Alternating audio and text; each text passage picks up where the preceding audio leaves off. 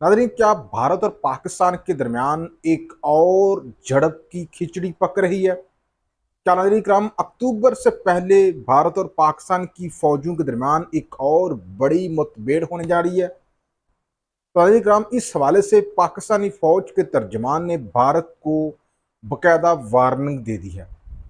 पाकिस्तान ने कहा है कि अगर भारत ने दोबारा से पाकिस्तान के ऊपर ऑपरेशन संदूर 2 नामी कार्रवाई करने की कोशिश की, तो भारत को पाकिस्तान जो है वो मशरकी साइड पे गहराई के साथ चोटें लगाएगा। मशरकी साइड की बात आई तो नाज़रीन इकराम, हिंदुस्तानी मीडिया ने इसके ऊपर मुख्तलिफ तबसरे किए।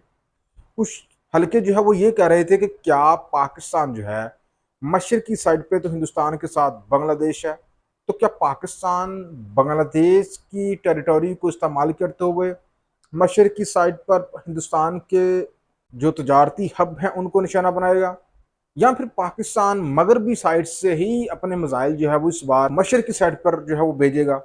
तो ये तो कहना केवल इस वक्त है, इस वाले तो DGISPR ने वादा नहीं किया, लेकिन नाज़रीन किराम उन्होंने ये लाजमी कहा है कि हम इस बार भारत के मशरकी सरहदों को, मशरकी शहरों को निशाना बनाएंगे। इसके पीछे क्या लॉजिक है ये तो आप पहले समझ लीजिए कि देखिए, मशरक में भारतीय जो इक़्तिसादी ढांचा है, भारत की जो इकॉनमी है, वो भारत के मशरकी सरहद पर वाक़या है, मशरकी सरहदी शहरों के ऊपर वाक़या है। जैसा कि कोलकाता, पटना, भुवनेश्वर, जमशेदपुर, ये नाज़रीन इकराम भारत के मशरक में ये सिटीज़ हैं और उसके साथ बांग्लादेश लगता है। अब हिंदुस्तान का जो मीडिया है वो तो ये कह रहा है कि पाकिस्तान और हिंदुस्तान के दरमियान अगर मुठभेड़ होती है तो पाकिस्तान इनडायरेक्टली भारत को ये धमकी दे रहा है कि पाकिस्तान बांग्लादेश की सरहद को इस्तेमाल करके भारत के मशरक में जंग छेड़ेगा। लेकिन पाकिस्तानी फौज के तर्जमान ने बांग्लादेश का नाम नहीं लिया, अलबत्ता उन्होंने ये जरूर कहा है कि हम भारत के मशरकी शहरों को चोट पहुंचाएंगे अगर भारत ने दोबारा से पाकिस्तान के साथ कोई छेड़खानी की। अब ये आप जरूर समझें कि भारत के मशरक में जिन सिटीज के मैंने नाम लिया है, खासतौर पर कोलकाता, पटना, भुवनेश्वर, जमशेदपुर वगैरह, ये वो शहर हैं कि जो जिनके ऊपर भारत की सादियात की बुनियाद है। पाकिस्तान अगर इन शहरों को निशाना बनाता है ना, तो यूँ समझ लीजिए कि भारत की जो इकॉनमी की बुनियादें हैं उनको पाकिस्तान हिला कर रख देगा। और भारत की ये जो ख्वाहिश है ना कि पाकिस्तान के साथ जंग हो तो कश्मीर जैसे मुतनाज़ा इलाके में चलें, झड़पें होंगी तो उससे कश्मीरियों को अल्टीमेटली सफ़र करना पड़ता है, या फिर पंजाब के लोगों को सफ़र करना पड़ता है, सिखों को जो कि अगर ऑलरेडी पाकिस्तान के साथ जिनकी हमदर्दियाँ पाकिस्तान के साथ मौजूद हैं उनको सफ़र करना पड़ता है। तो पाकिस्तान जो है इस दफ़ा उनको रेस्ट देने के मूड में है। कश्मीरियों को भी पाकिस्तान जो है वो सफ़र नहीं करवाना चाहता और पंजाबी सिखों को भी सफ़र नहीं करवाना चाहता। इसलिए इस दफ़ा पाकिस्तान भारत के मशरक में भारत के शहरों को जो है वो छेड़ेगा, और ये वो शहर हैं कि जिस पे भारत खड़ा है, भारत की मैशत खड़ी है। तो ये DGISPR की जानब से एक बर वक्त और बहुत ही बेहतरीन किस्म की वार्निंग जो है वो हिंदुस्तान को दी गई है, और उम्मीद करते हैं कि हिंदुस्तान जो है वो लाजमी सोचेगा पाकिस्तान के साथ दोबारा से कोई छेड़खानी करने की। क्योंकि नाज़रीन इकराम, इस वक्त सूरत हाल ये है कि मोदी जो है उसकी हुकूमत हिंदुस्तान में बहुत ही अनपॉपुलर हो चुकी है। अपोजिशन जो है उसने गहरे निशाने जो है वो छोड़े हैं मोदी हुकूमत के ऊपर। और आपने पिछले दिनों जो मानसून सेशन चल रहा था हिंदुस्तान की पार्लियामेंट का, उसमें आपने देखा कि किस तरह से अपोजिशन ने मोदी हुकूमत को जो है वो तनकीद का निशाना बना रहा है। उनको बार बार ये पूछा कि भाई आप बताएं कि जो ट्रंप बोल रहा है वो सच है या नहीं। तो मोदी जी ने ट्रंप का नाम नहीं लिया, और ना ही मोदी जी ने तैयारी करने के वाले से कोई एडमिशन किया है। तो इस वजह से वो काफ़ी प्रेशर में हैं।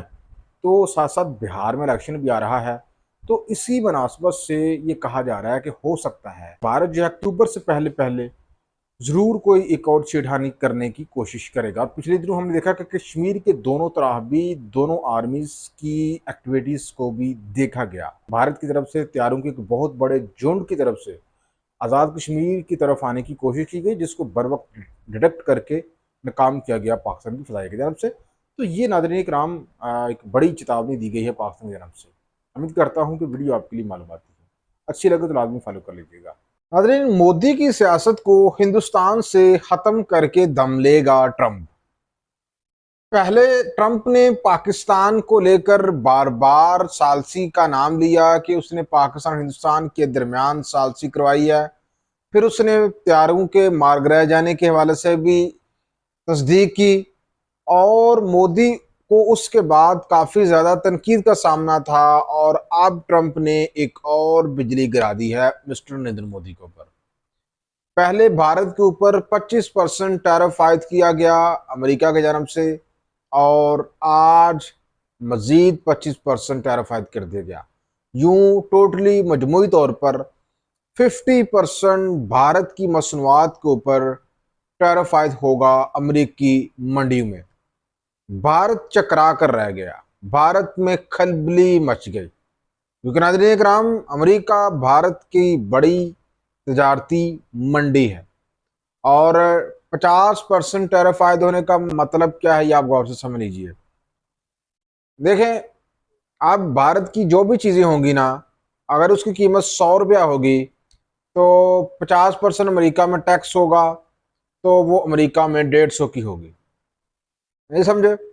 एक बनियान है जो कि भारत ने एक्सपोर्ट की है अमेरिका में, उसकी प्राइस है सिर्फ और सिर्फ 100 रुपीज़, मुकम्मल तौर पे प्राइस, मतलब शिपिंग, उसमें लागत, प्रॉफिट वगैरह। अब उसमें जब वो अमेरिका में जाएगी तो अमेरिका उसके ऊपर 50 रुपये और टैक्स लगा देगा। अब भारत की वो चीज़ 100 की बजाय 150 में बिकेगी। इससे क्या होगा कि भारत की चीज़ों को कोई पसंद नहीं करेगा, क्योंकि वो महंगी हो चुकी हैं, और महंगी चीज़ों को कोई हाथ नहीं लगाता। पाकिस्तान के ऊपर 19% टैरिफ आयद हुआ है। पाकिस्तान ही अगर कोई बनियान अमेरिका में एक्सपोर्ट करता है और उसकी कीमत अगर 100 रुपीज़ है सारे खर्चे डाल के, तो अमेरिका में 19% टैरिफ आयद हुआ है, तो अमेरिका में 119 रुपये की बिकेगी। तो जनाब, कौन सी बनियान खरीदेगा कस्टमर? जो कि सस्ती होगी, और सस्ती किसकी होगी? पाकिस्तान की। तो इस तरह से टैरिफ कम आयद होने का जो फ़ायदा है वो भी पाकिस्तान को होने वाला है। और यकीनन टेक्सटाइल के मैदान में पाकिस्तान, बांग्लादेश और इंडिया जो है ये कम्पीट करते हैं अमेरिका में। और अब हिंदुस्तान के ऊपर 50% टैरिफ आयद हो चुका है, तो अब हिंदुस्तान की टेक्सटाइल को कोई देखेगा नहीं। बराह रास्त हिंदुस्तान की मैशत के ऊपर गहरी चोट लगाई है ट्रंप ने, और इसका इल्ज़ाम उसने याद किया है कि हिंदुस्तान बार बार मना करने के बावजूद रशिया से तेल खरीद रहा है, और वो तेल खरीदना बंद नहीं कर रहा। ना सिर्फ तेल खरीद रहा है, बल्कि उसके साथ और भी कई किस्म की तिजारत कर रहा है। ट्रंप ने कहा है कि चूंकि रशिया यूक्रेन में लोगों को, बेगुनाह लोगों को मार रहा है, तो भारत इनडायरेक्टली रशिया की हेल्प कर रहा है। लेकिन दूसरे तरफ नाज़रीन करम, भारत ने भी अमेरिकियों को आईना दिखाया है। भारत ने यह कहा है कि आप लोग रूस से तवानाई खरीदें, यूरोप रूस से तवानाई खरीदें, आप लोग यूरेनियम रूस से खरीदें, तजारत करें अरबों खरबों की, तो वो जायज़।